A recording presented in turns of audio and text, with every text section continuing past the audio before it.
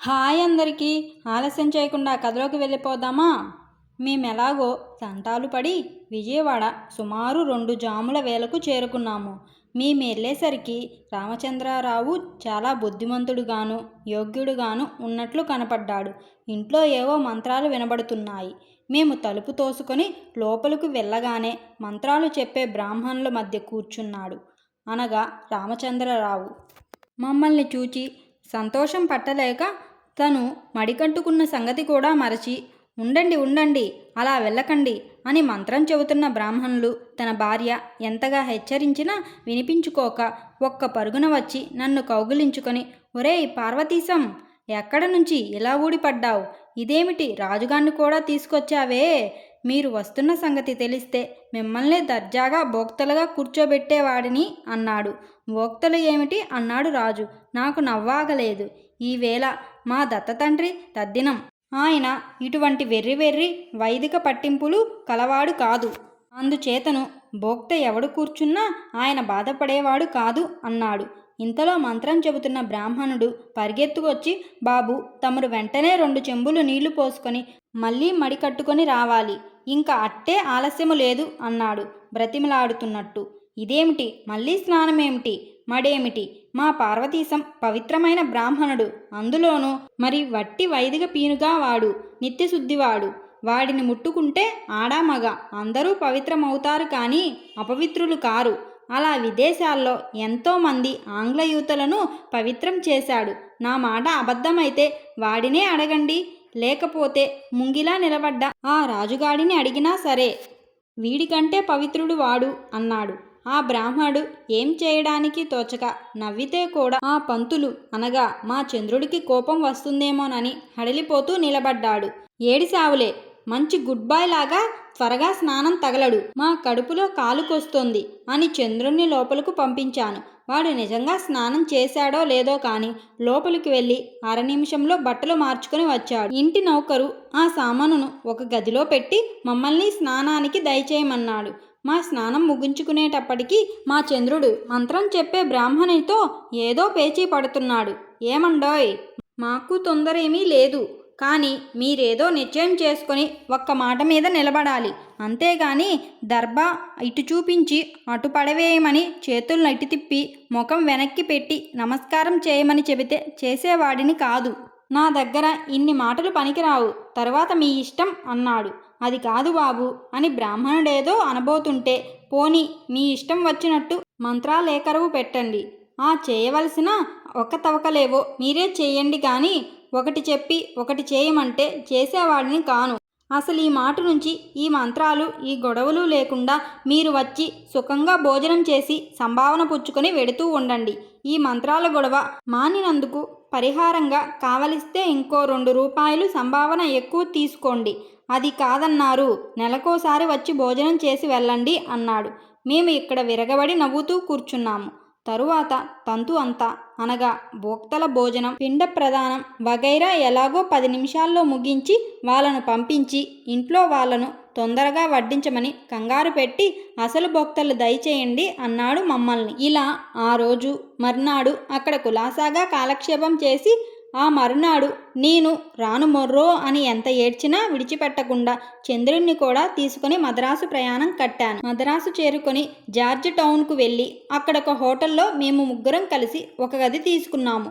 3-4 సంవత్సరాల క్రితం ఇంగ్లాండు ప్రయాణం హడావిడిలో మద్రాసులో 2 పూటలు ఆగడమే కానీ మళ్ళీ మద్రాసు ఎప్పుడూ చూచి ఎరగను. అప్పుడే మద్రాసు మీద చాలా అసహ్యం కలిగింది.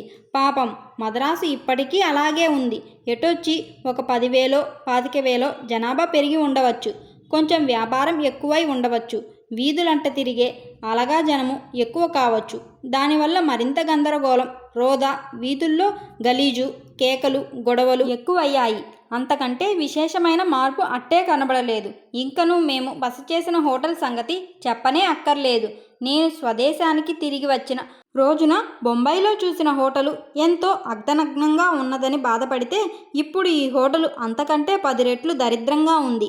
మురికి వాసన, మసక మార్కునాదుల బాధ వగైరాలతో ఎంతో బాధాకరంగా ఉన్న అంతకంటే మంచి హోటలు మరొకటి లేదని చాలామంది చెప్పగా విని ఎంతో బాగుంటుందని ఇక్కడికి చేరుకున్నాము. చేరుకున్న తరువాతను ఏదైనా అనుభవించక తప్పదు కదా అని నోరు మూసుకొని మనసు సరిపెట్టుకున్నాము. 4 రోజులు మరొక ఆలోచన ఏమీ లేకుండా అక్కడున్న వింతలు, వేడుకలు చూస్తూ ఊరంతా బలాదూరుగా తిరిగాను. ఇక్కడ కొన్ని దర్శనీయ ప్రదేశాలు లేకపోలేదు. ఉదయాన్న బయలుదేరి అవసరం వచ్చినప్పుడల్లా ఎక్కడ హోటలు కనపడితే అక్కడ కాస్త దరకం పుచ్చుకుంటూ కాళ్ళు పడిపోయేటట్లు సాయంకాలం వరకు తిరిగి అప్పటికి సముద్ర తీరానికి చేరుకునేవాళ్ళం. అక్కడ సైకతం మీద కూర్చుంటే చల్లని నీటి మీదుగా గాలి తగులుతుంటే సముద్రగానం వింటుంటే ప్రాణానికి ఎంతో హాయిగా ఉండి పగలంతా పడ్డ పాట్లు మరిచిపోయే వాళ్ళం. మాకు మళ్ళేనే వచ్చిన వేలాది జనం స్త్రీ పురుషాదులను చూస్తుంటే తీరాన్ని ఆనుకొని ఉన్న రోడ్డు మీద మైలున్నర పొడుగున్న వరుసలో నిలబడిన రకరకాల గుర్రపు బళ్ళు, ఎంతో రాజ టీవీలో నిలబడ్డ రకరకాల గుర్రాలు, అందులోనూ ముఖ్యంగా పెగు పోనీలు అనబడే పొట్టి రకం గుర్రాలు ఎంతో అందంగా ఉండే ఈ దృశ్యాన్ని అంతనూ మాట మంచి లేకుండా వాగ్బంధమైనట్లు చూస్తూ మౌనంగా కొన్ని గంటలు అలా కూర్చునేవాళ్ళం.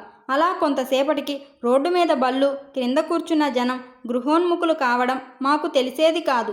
మరికొంతసేపటికి మేము ఒకళ్ళమే మిగిలినట్లు, ఇంక మీరు కదలరేమి అని సముద్రం రోత చేస్తున్నట్లు భావన కలిగి తెలివి తెచ్చుకొని నెమ్మదిగా బసకు చేరుకునేవాళ్ళం. ఇలా 4-5 రోజులైన తరువాత ఒకనాడు హైకోర్టు అంతా తిరిగి అక్కడ వకీళ్ళు వేషభాషలు చూస్తూ, కోర్టుకు వచ్చే రకరకాల తగవుల మావులను చూస్తూ, కోర్టులో జరిగే న్యాయ విచారణా పద్ధతులను శ్రద్ధగా చూస్తూ 2 రోజులు గడిపాను. ఆ తరువాతను మద్రాసులో ఉన్న ప్రాంతీయులైన పెద్దలు, పేరు ప్రఖ్యాతులు సంపాదించిన వారు శ్రీ పేరిణి నారాయణమూర్తి గారనే వకీల వద్దకు నేను ఒంటరిగా వెళ్ళి నన్ను నేను పరిచయం చేసుకొని ఇక్కడ హైకోర్టులో వ్యవహార పద్ధతులు తెలుసుకుందామని, నేను ఎక్కడ ప్రాక్టీసు పెడితే బాగుంటుందో తమ సలహా తీసుకుందామని ధైర్యం చేసి తమ వద్దకు వచ్చానని సవినయంగా మనవి చేశాను. ఆయన చాలా సంతోషించి ఆ పూట అక్కడ భోజనం చేస్తేనే గాని వల్ల కాదని బలవంత పెట్టి నాతో సావకాశంగా ఎంతో ఆప్యాయతతో ఆత్మీయతతో 2-3 గంటల సేపు ఎన్నెన్నో విశేషాలు మాట్లాడారు. ఆ ఊళ్ళో ఉన్నన్నాళ్ళు వచ్చి తన ఇంటనే ఉండమని ఎంతో బలవంత పెట్టారు కూడాను. నేను ఇంకో 2 స్నేహితులతో కూడా వచ్చానని, ఈసారి వచ్చినప్పుడు తప్పక ఇక్కడికే వస్తానని నా ఆత్మబంధువులు ఎవరితోనో చెప్పినట్లుగా చెప్పి వచ్చేశాను. మన పెద్దల్లో తరచూ కనపడే ఆదురత, అభిమానము, పరశ్రేయాభిలాష మరెక్కడైనా ఉంటుందా అనుకొని ఎంతో ఉత్సాహంతో మా మిత్రులతో జరిగినదంతా చెప్పాను. వాళ్ళు చాలా సంతోషించారు. తర్వాత 2 రోజులు ఊరమ్మట బలాదూరు తిరిగి అక్కడ టంగుటూరి ప్రకాశం గారు అనే తెలుగు బారిస్టరు బాగా ప్రసిద్ధిలోకి వస్తున్నవారు ఉన్నారని విని వారి దర్శనం కూడా చేసుకుందామని మరునాడు ఉదయాన్నే వెళ్ళాను. అంత క్రితం చూసిన శ్రీ నారాయణమూర్తి గారికి వీరికి ఎంతో తేడా కనబడింది. నారాయణమూర్తి గారు వయోవృద్ధులు, వీరు 40 ఏళ్లలోపు వారనిపించింది. నారాయణ గారి ముఖంలో సౌమ్యత, ఆప్యాయత చిందులాడుతూ ఉండేవి. ప్రకాశం గారిని చూడడంతోటే ఎలాంటి వాళ్ళకైనా కొంచెం బెదురుగా ఉండేది. వారి ముఖం ఎంతో గంభీరంగా భయభ్రాంతంగా ఉండేది. వారిని చూస్తే పులిలా ఉంటారని ఒకరిద్దరు చెప్పుకోగా విన్నాను. వారి ముఖంలాగానే వారి వాక్కు కూడా చాలా గంభీరమైనది. వారు మాట్లాడుతుంటే నాదం ఎక్కడ నుంచో వచ్చినట్టు ఉండేది. నేను వెళ్ళేసరికి కాగితాలేవో చూచుకుంటున్నారు. ఇంకా క్లయింటు ఎవ్వరూ రాలేదు. నేను బల్ల దగ్గరకు వెళ్ళి నిలబడగానే వారు నన్ను ఒక్కసారి ఎగాదిగా చూసి నేను నమస్కారమండి అని అంటుండగానే ఉరిమినట్లు, నువ్వెవరోయ్, పొద్దున్నే ఎక్కడి నుంచి దిగావు? ఇంత చిన్నతనంలో ఏ క్రిమినల్ కేసులో ఇరుక్కున్నావు? చూస్తే అటువంటి రకంలా కనబడదే అన్నారు. నేనేం చెప్పనా అని ఆలోచిస్తుంటే, కూర్చో, తర్వాత బోనులో ఎలాగూ నిలబడాలి, అంతదాకా కూర్చో అన్నారు. నాకు వస్తున్న నవ్వు ఆపుకొని నెమ్మదిగా కూర్చుంటూ, నేను బోనులో నిలబడడానికి రాలేదండి. ఆ అవసరం ఎప్పటికీ కలగదనే అనుకుంటాను. అధమం అంత త్వరలో కలగదని ధైర్యంగా చెప్పగలను. నేను పై వృత్తిలో ప్రవేశించి జీవితం గడపాలనుకుంటున్నాను అని నేను పైవాక్యము అందుకోబోతుంటే తుపాకీ పేల్చినట్లు అని కుర్చీలో వెనక్కి జార్లపడి ఒక పెద్ద నవ్వు నవ్వి, ఏమీ, నువ్వు వకీలు కాబోతున్నావా? ఇక్కడనే చదివావా? BL first గ్రేడా? లా ఎందుకు చదివావప్పా అన్నారు. 2 కాదండి, నేను బార్ ఎట్ లా పాస్ అయ్యానండి. మన తెలుగువారిలో ఈ డిగ్రీ తీసుకున్నవారు తమరే ప్రథములు, అందులోనూ అగ్రగణ్యులు అని విని తమ దర్శనానికి వచ్చానండి అన్నాను. ఆయన మళ్ళీ నా సమాధానానికి ఆశ్చర్యం వెలబుచ్చుతూ, ఆరిపిడుగా, అసాధ్యుడివేనే, నువ్వు బారిస్టర్వా, నాతో పోటీకి రావాలనుకుంటున్నావా, సరే కానీ చూస్తాం అని మళ్ళీ కుర్చీ వెనక్కు జార్లపడి చేతిలో కలం టేబుల్ మీద పెట్టి, ఇప్పుడు చెప్పు, నువ్వు ఎక్కడి నుంచి వచ్చినావు, ఎక్కడ బల్ల కట్టావు, ఎన్నాళ్ళయింది ప్రాక్టీసు ప్రారంభించి అని ఇంకా ఏదో వారు అనబోతుంటే నేను చటుక్కున, నేనెంతవాడినండి తమతో పోటీకి రావడానికి, ఎవరు వచ్చినా పర్వతాన్ని ఢీకొన్నట్టుగానే ఉంటుంది అన్నాను. ఆయన మళ్ళీ కొంచెం మందహాసం చేసి, ఓ పర్వాలేదు, గట్టివాడవే, పిట్ట కొంచెమైనా కూత ఘనంగానే ఉంది, అయితే ఎక్కడనే పెట్టావా ప్రాక్టీసు అన్నారు. లేదండి, ఇంకా ఎక్కడా పెట్టలేదు, ఏ నిర్ణయానికి రానూ లేదు, మాది మొగలుతుర్రండి, అందుచేతను మాకు దగ్గరలో నర్సాపురంలోనో భీమవరంలోనో పెట్టవలననుకుంటున్నాను, ఇంకా ఏ నిర్ణయమూ చేసుకోలేదు. ఆయన పెదవి చప్పరించి, పోనిద్దు, అక్కడేమిటి, అక్కడ ఎన్నాళ్ళు ఎంత కష్టపడినా నీకు ఎదుగు బొదుగులుండవు, డబ్బు రావచ్చు గాని నీ ప్రతిభ ప్రజ్ఞాపాటవములు పైకి వచ్చి రాణించే అవకాశము తక్కువగా ఉంటుంది. ఇక్కడ హైకోర్టులోనే ప్రాక్టీసు చేస్తే పెద్దల పరిచయము కావలసినంత అనుభవమును, కింద కోర్టుల నుంచి ఇక్కడకు వచ్చే అపీళ్లు చేపట్టినప్పుడు నీ తెలివితేటలు ప్రదర్శించడానికి, నీ బుద్ధి నైసిత్యం చూపించడానికి వీలుగా ఉంటుంది. నీ వీలు చాలు ఆలోచించుకొని నిర్ణయం చేసుకోవచ్చు. ఇక్కడికే రాదలుచుకుంటే కావాలంటే నా దగ్గర అప్రెంటిస్గా కూడా చేయవచ్చును, తరువాత నీ ఇష్టం, బాగా ఆలోచించి నిర్ణయించుకో అన్నారు. ఇంకో 10 నిమిషాలు ఆ మాట ఈ మాట చెప్పి నాకు సెలవిప్పించారు. నేను ఎంతో సంతోషంతో నా బసకు చేరి నా మిత్రులను కలుసుకొని జరిగినదంతా వాళ్ళతో చెప్పాను.